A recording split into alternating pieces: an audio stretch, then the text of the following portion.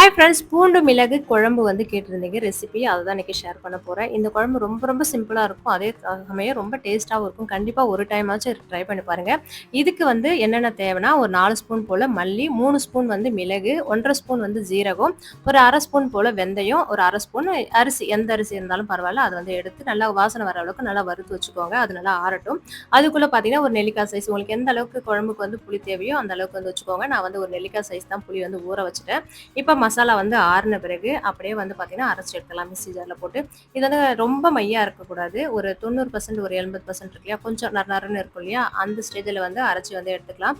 இந்த குழம்பு வந்து பார்த்தீங்கன்னா மண் சட்டியில் வச்சா இன்னுமே டேஸ்ட் நல்லா இருக்குன்றதால மண் சட்டியில் தான் வைக்க போகிறோம். இதில் வந்து பார்த்தீங்கன்னா இப்போ வானல்ல இந்த குழம்புக்கு நல்லெண்ணெய் சேர்த்தா இன்னுமே கமகமன்னு வாசனையாக இருக்கக்கூடாது, நல்லெண்ணெய் வந்து சேர்த்துக்கோங்க. அதுக்கப்புறம் வடகம் மிளகு வந்து ஒரு 10 மிளகு மட்டும் சேர்த்துக்கோங்க. ஏன்னா முழு மிளகு வந்து வாயில அடிக்கடி வந்து கிடைக்கிற மாதிரி இருக்கும். அதனால கொஞ்சமாக ஒரு 10 மிளகு மட்டும் சேர்த்துட்டு நம்ம ஒரு 4 வெங்காயம் வந்து கட் பண்ணி வச்சுருக்கேன். ரொம்ப பெரிய சைஸ் இல்லை, சின்ன சைஸில் ஒரு 4 வெங்காயம், பூண்டு வந்து நல்லா ஒரு கைப்பிடி அளவு உரிச்சு வச்சுருக்கேன்.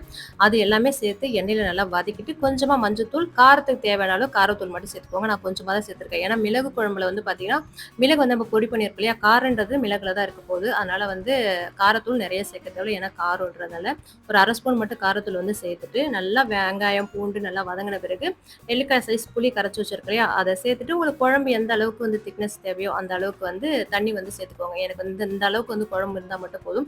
ஏன்னா மசாலா அடுத்தது நம்ம சேர்க்க போகிறதுனால குழம்பு இந்த அளவுக்கு குழம்பு இருந்தாலே அது சேர்க்குறப்ப நல்லா திக்காக இருக்கும்.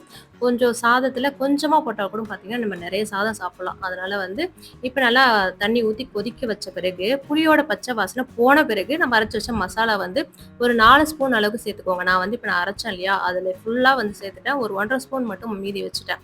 குழம்பு வந்து உங்களுக்கு இப்போ வந்து பார்க்குறப்ப உங்களுக்கு தனியாக தெரிகிற மாதிரி தான் இருக்கும். அரிசி சேர்த்துருக்கிறதுனால அதுக்கப்புறம் வந்து கொஞ்சம் திக்காயிடும். இந்த பொடியை சேர்த்த பிறகு நம்ம எண்ணெய் ஊற்றின எண்ணெய்லாம் நல்லா வந்து பிரிஞ்சு வரும். நல்லா திக்னஸ் பார்த்தீங்கன்னா இந்த அளவுக்கு வரும். அப்போ தான் அந்த சுட சுட சாதத்தோட பிசைஞ்சு சாப்பிட்றதுக்கு அவ்வளோ சூப்பராக இருக்கும். இப்போ வந்து பார்த்தீங்கன்னா இந்த அளவுக்கு சுருண்டு வந்துருச்சு. எனக்கு இன்னும் கொஞ்சம் வந்து சுருண்டு வந்தால் நல்லா இருக்கும்ன்றதால இன்னும் கொஞ்சம் நேரம் வந்து கொதிக்க வச்சு எடுத்துட்டேன். பார்க்குறதுக்கே அவ்வளோ சூப்பராக இருக்கும். வெங்காயம் பூண்டு மட்டும் போதும், மற்றபடி தக்காளி கூட தேவையில்லை. இந்த குழம்பு ரொம்ப ரொம்ப சூப்பராக இருக்கும்.